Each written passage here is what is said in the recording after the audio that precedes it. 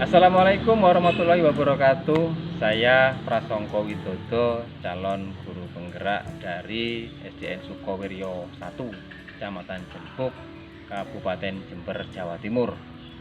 Kali ini videonya tentang tugas diklat guru penggerak, yaitu mengenai koneksi antar materi modul 1.1. Seperti apa tugas yang saya kerjakan ada di video berikut ini.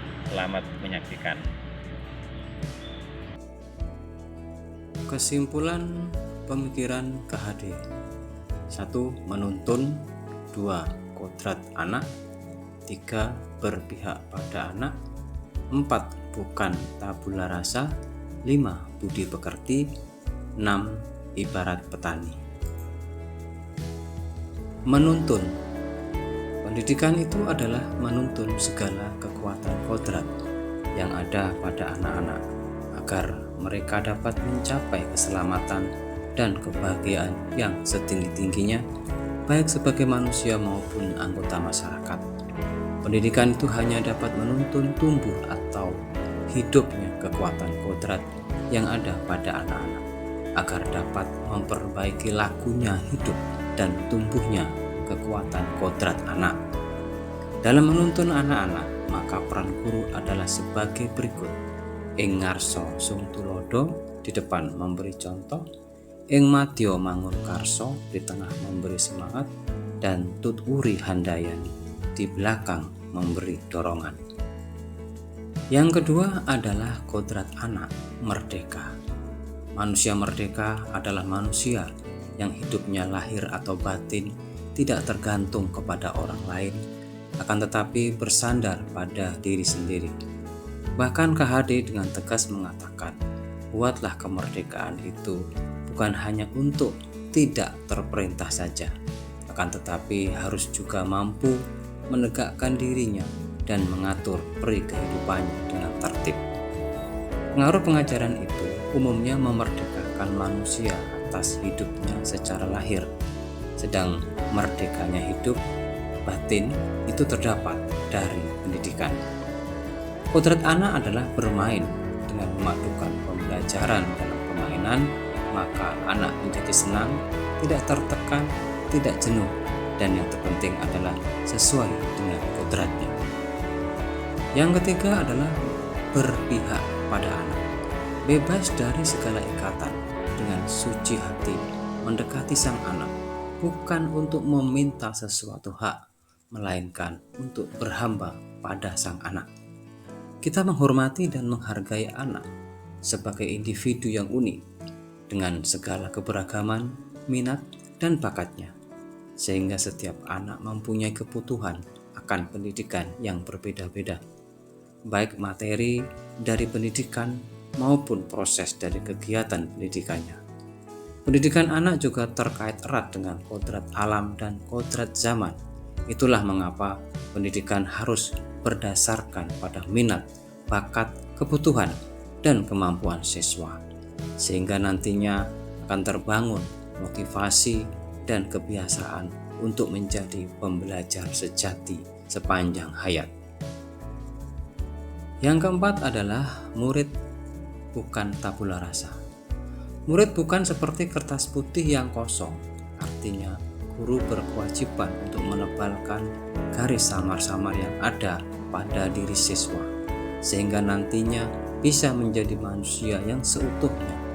Tujuan pendidikan adalah menuntun atau memfasilitasi atau membantu anak untuk menebalkan garis samar-samar agar dapat memperbaiki lakunya untuk menjadi manusia seutuhnya. Menebalkan laku anak bisa dengan menggunakan pendekatan sosio-kultural yang disesuaikan dengan lingkungan tempat tinggal anak. Untuk menebalkan laku anak, ini bisa dengan beberapa cara. Misalnya berikut ini: eksplorasi pengalaman, proyek dengan durasi pendek, memperluas konteks kegiatan sesuai passion mereka. Yang kelima adalah budi pekerti. Budi mengandung makna cipta, rasa, dan karsa, yaitu pikiran, perasaan, dan kemauan Sedangkan pekerti adalah tenaga atau perilaku. Budi pekerti siswa merupakan kesatuan dan keselarasan antara cipta, rasa, karsa, dan karya. Keselarasan dari beberapa komponen tersebut adalah awal tumbuhnya karakter positif yang kuat pada diri siswa. Tentunya harus melalui pembiasaan yang terstruktur dan terprogram. Yang keenam, guru ibarat petani. Artinya, guru yang memelihara benih-benih karakter siswa, sehingga guru harus mampu menyiram, memupuk, membuang tanaman pengganggu, bahkan juga membasmi hama yang berbahaya demi kelangsungan hidup benih tersebut. Tanaman padi akan tetap tumbuh menjadi padi, tetapi bagaimana tanaman tersebut bisa tumbuh dengan subur dan membuahkan hasil sesuai dengan yang diharapkan. Apa yang Anda percaya tentang murid dan pembelajaran di kelas sebelum Anda mempelajari modul 1.1? Yang saya percaya tentang murid sebelum mempelajari modul 1.1 adalah sebagai berikut. Pembelajaran menerapkan teori tabula rasa. Siswa adalah kertas kosong yang harus diberi coretan oleh guru, sehingga siswa mempunyai pengetahuan dan pengalaman seperti yang diharapkan. Yang kedua, menuntut siswa untuk menguasai semua mata pelajaran. Saya beranggapan bahwa siswa yang pandai adalah siswa yang menguasai semua mata pelajaran, sehingga saya sering memberi reward kepada siswa yang saya anggap pandai dengan mengabaikan siswa lainnya yang tentunya mempunyai kemampuan lebih di bidang yang lain. Yang ketiga, fokus pada transfer pengetahuan. Kurang memberi kesempatan pada siswa untuk mengkonstruksikan pengetahuannya sendiri, karena saya beranggapan bahwa hal tersebut akan membutuhkan waktu yang lama. Yang keempat, fokus pada ketuntasan materi. Saya beranggapan bahwa dengan menyampaikan semua materi berarti guru sudah berhasil dalam pembelajaran. Tetapi saya mengabaikan karakteristik siswa yang berbeda-beda. Padahal masing-masing mempunyai gaya belajar yang berbeda dan kecepatan dalam menerima pelajaran juga berbeda. Yang kelima, pembelajaran yang efektif hanya dapat dilakukan di dalam kelas. Saya beranggapan bahwa ruang kelas adalah satu-satunya tempat untuk belajar. Apa yang berubah dari pemikiran atau perilaku Anda setelah mempelajari modul ini? Yang pertama, siswa adalah ibarat selembar kertas yang sudah ada coretan samar-samar. Tugas pendidik adalah menebalkan coretan samar yang baik dan menghapus coretan samar yang kurang baik. Yang kedua, pendidikan menuntun siswa sesuai dengan bakat dan minat. Pendidik tidak boleh memaksa siswa untuk menyenangi mata pelajaran tertentu atau bahkan semua mata pelajaran. Tugas pendidik adalah mengarahkan bakat dan minat tersebut agar bisa berkembang secara optimal. Yang ketiga, memberi kesempatan siswa untuk mengkonstruksi pengetahuannya. Setiap siswa mempunyai pengetahuan dasar yang berbeda-beda.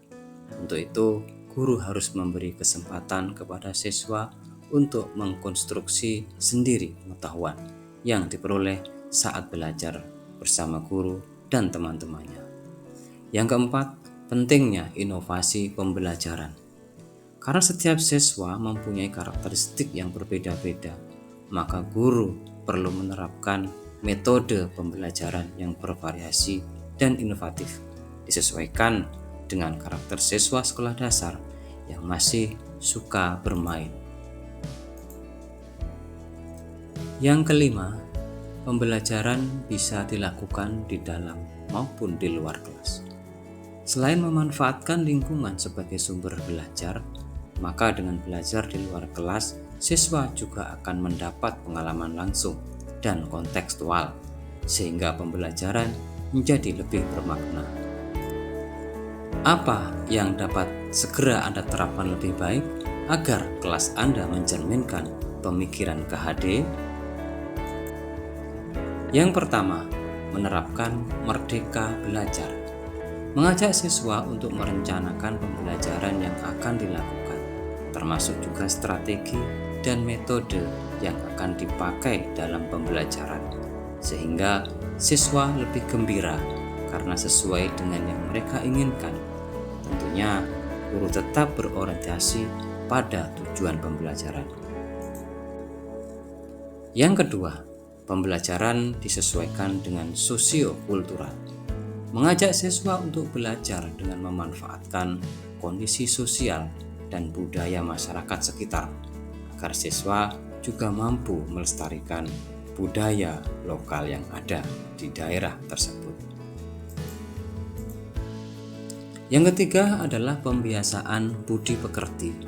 Budi pekerti harus melalui pembiasaan-pembiasaan agar menjadi budaya positif bagi siswa. Untuk itu saya akan menerapkan beberapa pembiasaan bagi siswa, baik itu sebelum pelajaran, saat pelajaran, maupun setelah pelajaran. Saya juga akan bekerja sama dengan wali murid agar pembiasaan tersebut dilanjutkan di rumah, sehingga pembentukan budaya positif lebih maksimal. Demikian tadi video tentang koneksi antar materi modul 1.1. Semoga bermanfaat. Kita jumpa lagi di tugas-tugas selanjutnya. Terima kasih.